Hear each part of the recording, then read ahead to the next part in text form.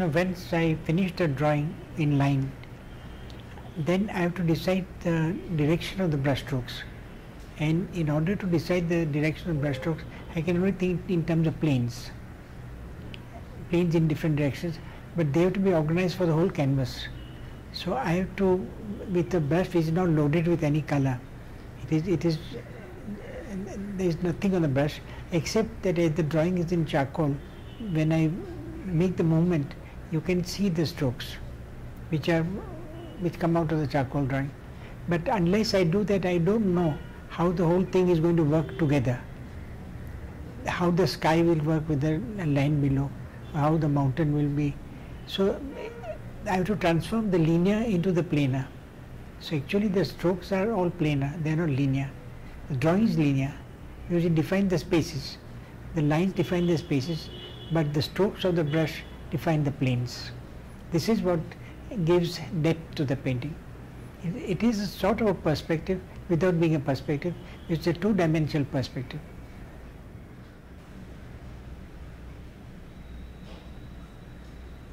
There is a phenomena which is a natural phenomena which has always intrigued me.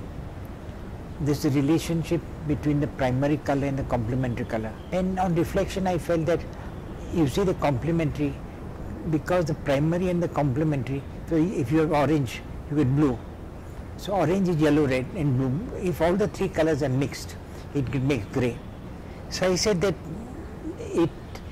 these two colors, if they are juxtaposed, it doesn't work in painting. Say you take red and next to red you put green, the red looks terrible, because red and green are mixed by the retina to make grey or brown. So it is neutralized. So I said maybe it happens to prepare the eye for looking at new colors. If a man is going to be a colorist, an artist, he has to understand this. So he is not going to juxtapose the primary with the complementary because they destroy each other. So the color you use has to somehow take into account the form also. Just as there is an extension value in color, there is an extension value in the kind of form you are using. Supposing I use a red in one corner and I put green in the opposite corner diagonally, the eye will be looking for green and it will travel to the green, but there should be no interruption in its trajectory, because in the middle of the yellow it will stop and the yellow will need violet. But unless I want it to stop and then go zigzag, then it's possible. But if I am making a plain trajectory of red and green, the eye will travel there. So I already have a way of putting the eye in motion, which is what should be done, because cinema is already mobile but a painting is static. So in order to make a painting mobile, you will have to use this trajectory principle. In the process of working, a number of changes can occur. For instance, when I first started the drawing, I had got a path, and suddenly I told myself I have used this path in some of my earlier paintings, so I should go in a different direction to discover something else, to discover something new. So I said, first thing, let me remove the path. Then the other answers will follow. What next? Till that path remains, I cannot think of the next, because that path itself becomes an obstacle. Instead of liberating me, it suppresses anything I want to do. So first I removed it, I faced it, and then I said, now, so I said, this is this first end of the journey. So I began another journey, because if you go on the same journey, it will become boring. So I start another journey. So I went to the sky, and in the beginning I had got the sky which was grey blue, and I said, if I have red in the front, then I can have a journey. But for the journey not to be interrupted, I will have to have a path of greys or browns. So I started with the browns. The brown was not put there as a color or of nature, so it was just to open a path for the red to travel upwards.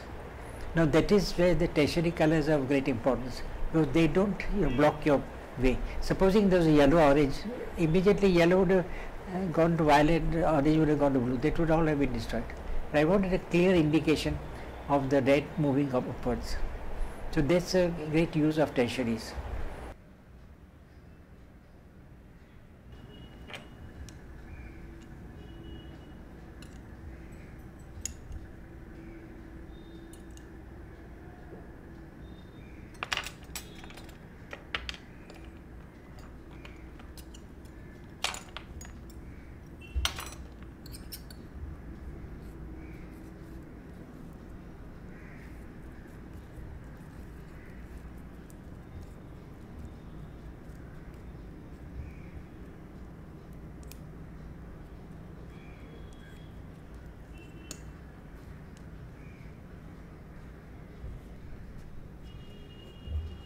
When I use the knife, it's an ideal medium for defining the planes, which you can't do with a brush.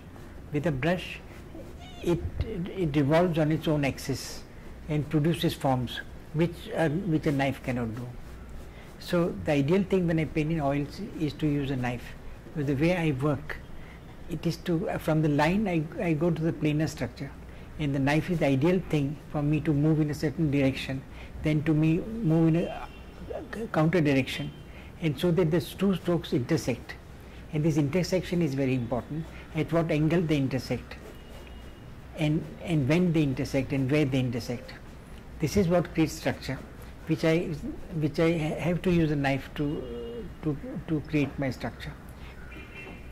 However, when the paint is dry, I may define certain things with a brush, which needs to create a different form, but not in the beginning.